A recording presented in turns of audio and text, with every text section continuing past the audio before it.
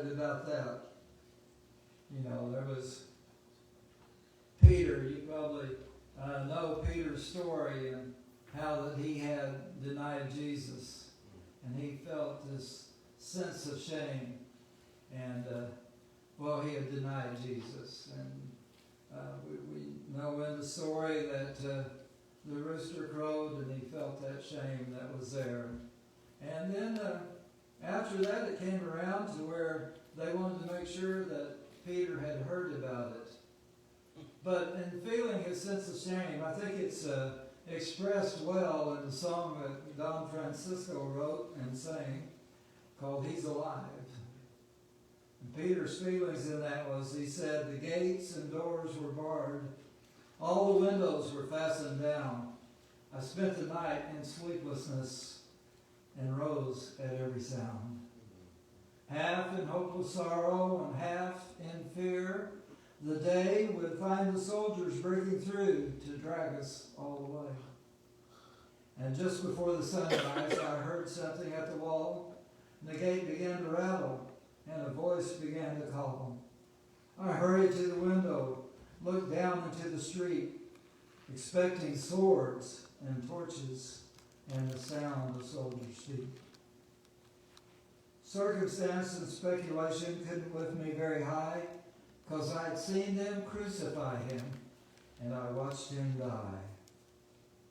Back inside the house again, the guilt and anguish came. Everything I'd promised him just added to my shame. When at last it came to choices, I denied I knew his name. And even if he was alive, it wouldn't be the same. Well, in Luke chapter 22, as you turn there, that's one of 4 scriptures we'll look at. And verse 60, go on down, you may have to turn the page.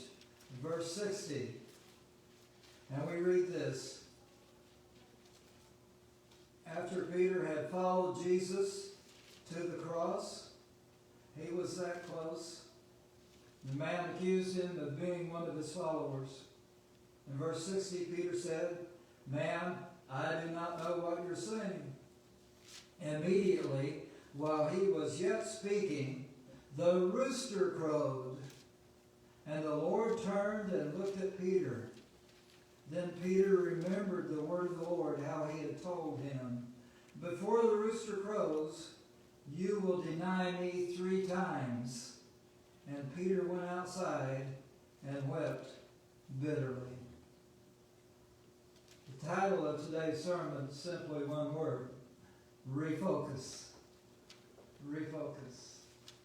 Refocus. As we consider this today, we'll think about 3 stages of life whenever we focus. And we'll think about refocusing at any stage of life. And then we'll think about rebuilding if necessary. Focus, refocus, rebuilding. Now think about the life stages. We start out with the first stage of life. Call that the stage of being a child, the children's stage. And in this children's stage, now, my aunt is 91, I think it is, and she looks at me, I'm still her sister's child, right?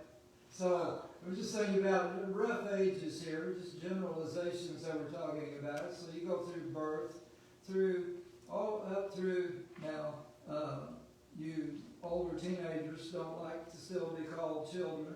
And you get in your 20s, you're certainly wanting to be called adults. But I'm thinking up until the time about whenever you might be able to become parents yourself, which could be as early as 16 or 17, and more likely around 18, 19, 20, somewhere around in there. So, from birth up to that age, around 20ish, let's say. And during that time, in the child stage, the children's stage, many times that's whenever people come to Christ. That's when they become Christians. Not always. And I'm so thankful that I had some opportunity a few years ago to be a chaplain at the VA Medical Center. And most of the population there that I went around, not all, but most that were in the hospital at that time, were and they had gone through life, and they were strong men, but they finally had come up against something they weren't able to handle on their own if they had not previously come to Christ. And it's very unusual for somebody at a late stage of life to come to Christ. But I am thankful that there were those that, because they realized that this is something I cannot handle, that they were open to the gospel. And I didn't see 5 or 6 people during that short time that I was a chaplain there come to the Lord. But in most cases, the statistics are that most Christians become Christians whenever they're children. And so that's why it's so good that sometimes you have some of the noise of children, but I love the noise of children. Because Jesus said, let the little children come unto me. And he said, except you become as a little child, you will not enter into the kingdom of heaven. So many times you get saved during that time, the children time. And in some of the discipleship classes that we've had, discipleship groups, we have told each other our stories. We've gone back through, we've practiced telling our stories so that we could tell it to somebody who's not heard. And maybe it would give them hope that they could come to Christ. And many times in these stories, when they ask about coming to Christ, there's like 2 parts to it. The first part is, whenever I was young, I might have been 4 years old, or I might have been 6 or 7, in my case 11, whenever I came to Christ. But then there is often a more significant part of that story of the relationship with Christ. And they'll say, well, whenever I got to be 18, I committed my life to Christ.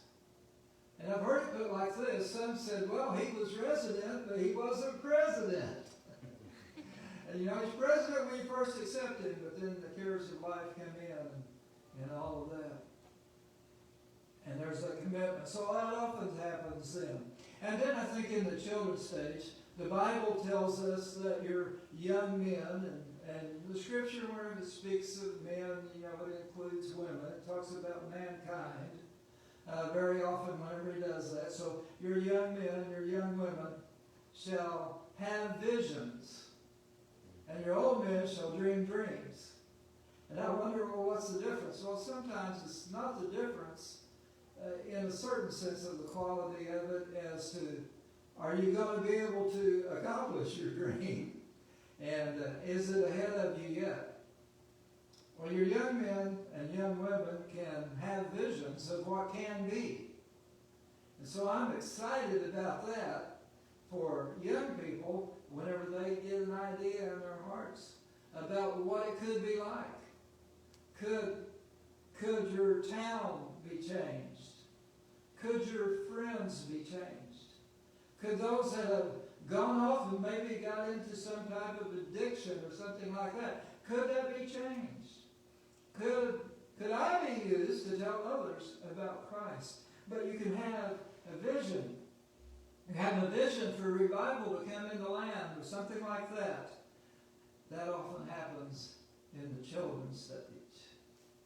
Then I'm thinking about during the parents' stage. Now, I'm just talking about the kind of the age whenever you would be parents. We had one lady passed away a little while back that's had an influence on many people. She had many children, although she never had any of her own.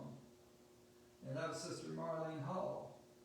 And I know that I have often said that we sent our children to her for piano lessons, and we're glad for them to learn the piano. But even if she wasn't given piano lessons, I would have paid her just for them to spend time with her. Because she had an influence on their life. She was so excited about what was happening in their life. And as parents, then you're in the position of now moving into leading. And sometimes this happens and you don't really have the manual. You don't have it all figured out. Here they are. Here are these short people going through the house. And I'm responsible. And what am I supposed to do? Well, you need to take the Word of God and let it work with you some within your life. But you're leading. You're leading your family. You're leading your children in that parental stage. And you're also serving. Now, the four Gospels present Jesus in different ways. The Gospel of Matthew presents Jesus as king. Matthew's primarily writing to the Jewish audience. And he's presenting Jesus as a king, their king. But the Gospel of Mark, it presents Jesus along the line of what some of the Old Testament prophets presented him, as a servant. And the Old Testament prophets, Isaiah being one, presented Jesus as a suffering servant. So, you're leading your family and you're leading your children, but if you're a parent, you're a servant, you're serving your family. Now, I had an uncle who was very rough and gruff, and he wouldn't go to church for anything, but I believe he got saved a day or two before he died. And if I'm wrong, well, then I've been able to cope with this thought through the years. Because if I'm wrong, it's terrible. But I really think he got saved a couple days before he died. But he was rough and he was gruff, but our little girls could wrap him around their little finger. Because, see, sometimes we serve children. And if you're a parent, you may know what it's like to be a suffering servant. Like Jesus was. So you have serving. And oftentimes, during this stage here, like from the time that you become a parent up until the age whenever your children get married, and then they have children, and then that's the grandparent age. But in this parental age there, maybe somewhere around 20 up to 50 or 60, somewhere in there, there often occurs the midlife reflection. And sometimes that becomes what's called a midlife crisis. And what happens is you realize that your life is passing. You realize that you had visions and dreams to start with, and then you come somewhere along the way, and you're kind of at that middle part of your life. Your children are growing up, and you recognize your failures, and you recognize sometimes that things haven't turned out the way you thought they should turn out, or that you hoped that they would. Or you may have a great deal of success in certain areas and things like that. But there's often a midlife reflection. And sometimes that's a good time to refocus. If you've been tied up and consumed with your job, or you've been consumed with just your family, just internally, or you've just been consumed with certain things, and the Lord has just kind of been put off to the shelf, to the side, this is a really good time for reflection and to realize that you need to refocus. I have a book at home that's given to me by my children, and it's called Halftime. And so it was given to me several years ago because it was at that midlife time. But what he was talking about in this book, though, he said, the good thing to do is in the first half of your life, you start making money and you start working with your family and stuff. But then you ought to come to the point where you have a parallel career going on. Maybe it's not your main job, or if you're an entrepreneur, maybe your main business, but not your main business. And his point was that you ought to have a parallel career, start a new one. And if you've not been an entrepreneur, maybe you want to do that. But he said to focus it on a ministry. It's coming on, parallel.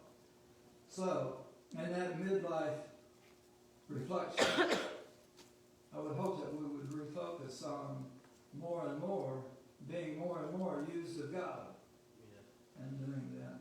Well, many times the midlife crisis hits men because of the weight of their responsibility and things like that. But the third stage is that of grandparents. So roughly around the age, they could be in 50s or 60s. It can't be much younger than that, I guess, but Anyway, if you're really young when you got married and your first child is really young when they get married. But I'm thinking roughly somewhere around that 50s, 60s on up. This would include retirees. And I think about if you are retired, we have one that's newly retired that I know of. But as you're thinking about that, if you decide, okay, now I'm retired and I'm just going to sit around and do nothing, you're probably not going to be very happy. You probably enjoy that for about a month. That's it. I just can't stand this sitting around doing nothing. But it may turn out that it'd be like this. That you get so busy, you say, man, how'd I ever have time to have a job? And I would pray that it would be that way for you whenever you're doing that. But I think of retirement as a time and opportunity for a new ministry. Now, every time whenever I talk about ministry, you think I'm talking about being a preacher, but I think every Christian can have a ministry. Every Christian can serve God in some way, in some capacity. And I think you ought to find out what that is. And certainly that be part of that parallel career, and then maybe you can devote, all your time toward that. Well, whenever you're doing this as grandparents, you're helping and inspiring leaders. Now, the parents of your grandchildren, your children, they grew up. And you get the opportunity to be present when they're sitting there and their children are going around and their children are driving them crazy. And then you might even say it. You might look at them and say, you're paying for your raising. But you have the opportunity. Now they're thinking, oh, now I understand. I didn't understand before why it seemed to be so hard for my parents. Now I understand. So, Dad, what would I do about this? Mom, help me with this. How would I do this? And as a grandparent, you also have the opportunity to help those grandchildren along the way and to lead them. And then we said, your young men and young women shall dream, have visions, and your old men shall dream dreams. Well, part of the dreams are, we remember the successes. We dreamed about the successes. But we have those dreams. We have dreams for the future. And we may think, but I'll not be able to carry them out. I'll probably not live that long. I might, but probably not. Some of those dreams.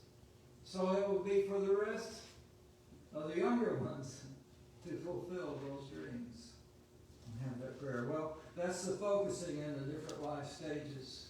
So that's the first point, and that was the majority of what we're going to do. We come to the second point, and that is refocusing at any life stage. We have the account in Scripture of Jesus coming to a home.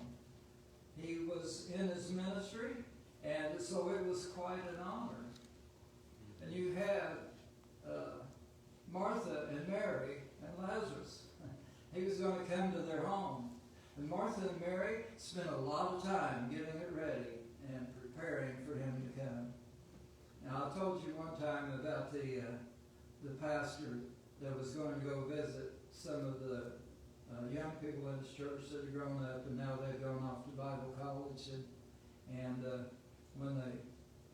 when he was going there, he was approaching their apartment, and it had a screen door on it, and they couldn't afford the air conditioning. And he was walking up there, he heard the wife in tears. And the husband said, "What's wrong?" And she said, "Well, the steaks are burned." And some of you remember the story, but she said, "The steaks are burned. And I just wanted it to be perfect for him to be here." Well, having heard that, pastor walked on up to the door, knocked on the door quickly, before they could realize that he heard what she had said. And so she dried her tears, and they welcomed him, came on in, and he said, "Now, I don't know what you're planning on having for supper, but if you were to have steak or something like that, I just want you to know I'm kind of weird.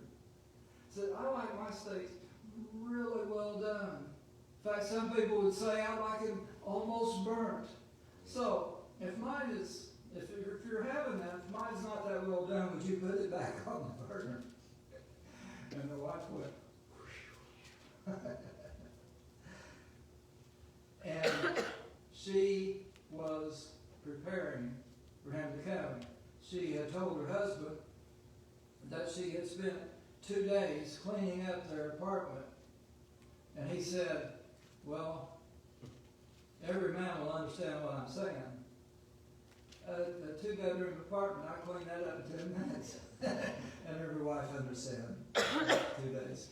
But man, it's been 2,000 years since Jesus left us. He's preparing a place for us. My, what it must be like. It must be wonderful. Well, Mary and Martha were preparing for Jesus to come. And so they had cleaned it all up and everything, but there was still stuff to do. And Martha was still going around, and she was busy doing this and doing that, and keep trying to make it perfect. But Mary had said, it's good enough, and she sat down at the feet of Jesus. And Martha came around, and can you imagine this? Martha came to speak to the King of the Jews. And she came to the king to tell the king what to do. And she said, Jesus, tell Mary to come help me. And Jesus said, she has chosen the greater part. You have Mary and Martha. You have devotion and action. Both were important. The reason why Mary could do what she did was because they had action before that. But it was good enough action. And so there was devotion. And I think about men and women. And I'm often thinking about for women that have a heart to serve God. And then many times they will lead their husbands by their spirit, by their love for God, because they're able to show their devotion. Now men do that also, but our showing and expressing of devotion is different than what it is from a woman. You can call me sexist or whatever, but it's different. You're able to come and experience God. And because of that, the ladies become a great challenge to us as men in the area of spirituality. And so I pray that the Lord will bless you ladies in your devotion time. And I know that you take much action. You may be like Martha too. But men, sometimes we wonder about, well, what's this about coming and serving God? And so I go to church and I sit there. And if you're not a great singer, well, then you're just sitting there. And I would suggest that you really focus on the words of the song as you're hearing them sung. I would also suggest that you kind of get over a little bit. You can sing quietly, however good or bad it might be, and you can do that, and vocalizing the words will be helpful. Or you may be a great singer, so you can come out great for the Lord. But it seems like it's almost passive, and you would desire action. Well, there is action. Be active for God. And the point of coming into church and sitting here in the church instead of dropping the children off at church and dropping the young boys off at church, and then so you brought them in church, that's good. They'll hear the Word of God. But there's something about whenever the young boys are here, they'll look up and there's Dad. And there's Dad in the pew. And there's Dad worshiping. And there's Dad trying to sing. And there's Dad, and there's Dad with his head bowed. And sometimes there's Dad on his knees. As an example. Looking for a few good men is what I'm always thinking. But, well, you have devotion and action. Do you need to refocus on your devotion and your love for God? Or do you need to refocus and take more action for God? Do you need to get out of your comfort zone? We're talking about changing our nation. Well, it's going to get changed one person at a time. Yeah. And so what influence are you having on others that are around? Men and women both take action in doing that. So we focus on the stages of life and refocusing. At any age you can refocus. Have a desire to have a greater devotion to Christ this year. Have a desire to do more action for Christ this year. And the third thing, though, is rebuilding when necessary. Rebuilding. As it comes to a point in your life where you need to rebuild. Sometimes there are people that are dealing with addictions in their life, and it's got such a hold on them. And so they get it resolved. And a simple one would be in the area of smoking. Someone may desire to quit smoking. And, well, it is an addiction. It's hard. It's a physical thing. It is very difficult. And so the person comes along, well, and I heard about the husband and wife quitting at the same time. I said, well, that was really something. When we were doing that, and, you know, it's hard. But what happens is, you have one failure. Oh, well, that's just me. Just give it up. It can be in addictions. It can be in habits. It can be in things that you know you ought to be doing. New habits you ought to be developing. Just give up after one time. There was a man walking down the street one day, and there were two boys that looked like they were getting ready to fight. In fact, they had their fists up, and they were staring at each other, and he came and stepped in between them. Because one boy was obviously a lot taller and a lot heavier than the younger one. And so he was going to stop it before the younger one got clobbered. And, well, the young boy said, no, let me at him. And it impressed him so much that the man stepped back. And he joined the rest of the crowd, and the boys there were watching the fight. And so they tore into each other, and that younger boy got his nose bloodied, and he fell down, and the man stepped in to stop it again. But the older boy was kind of gloating there, but the man then heard the younger boy say, no, don't stop it. Let me back at him. And the older boy was kind of taken aback by that. And so the man stepped back again. And they tore into each other again. And this time, the younger boy got a bloody lip. And the man started to step in again. And the young boy said, no, let me back at him. Well, the older boy is getting kind of tired by this time. He's amazed that this younger boy would still be fighting him. So it went on for a while. And the young boy got knocked down. And the man was watching, thought it was all over with. And the young boy said, no, let me back at him.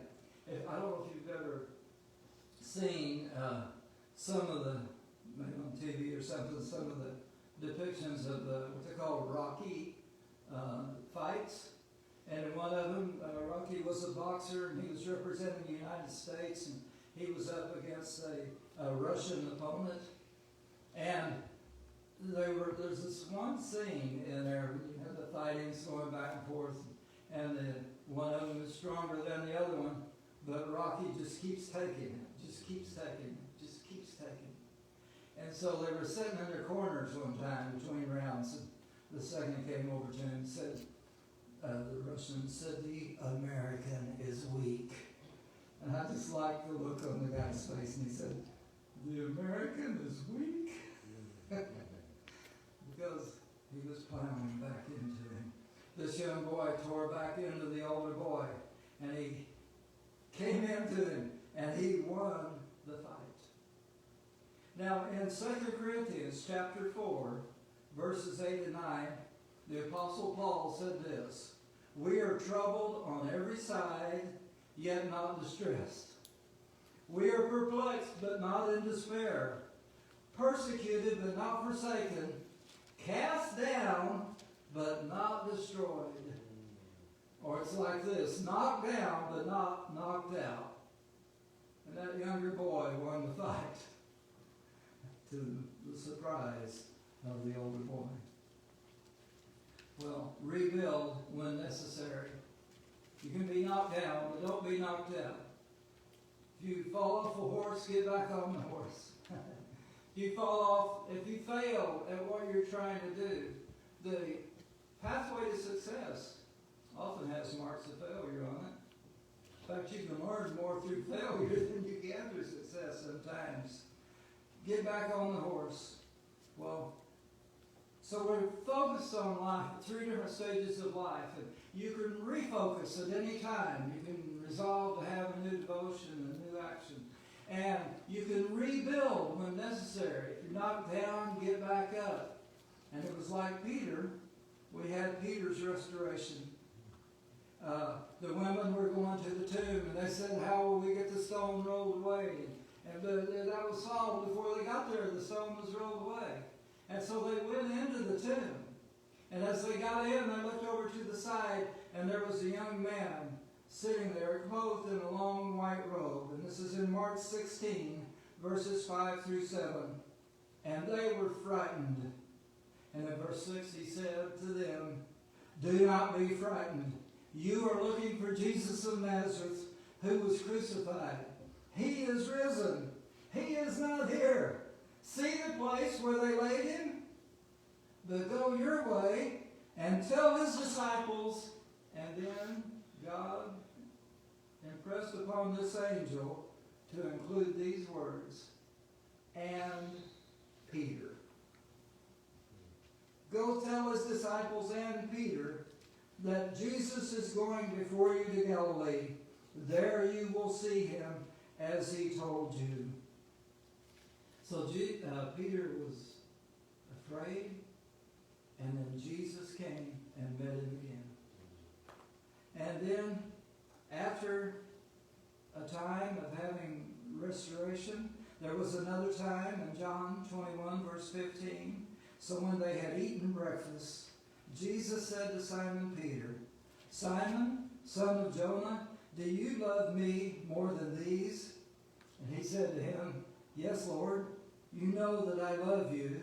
And Jesus said to him, feed my lambs.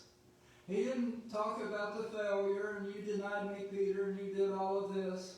He just came back.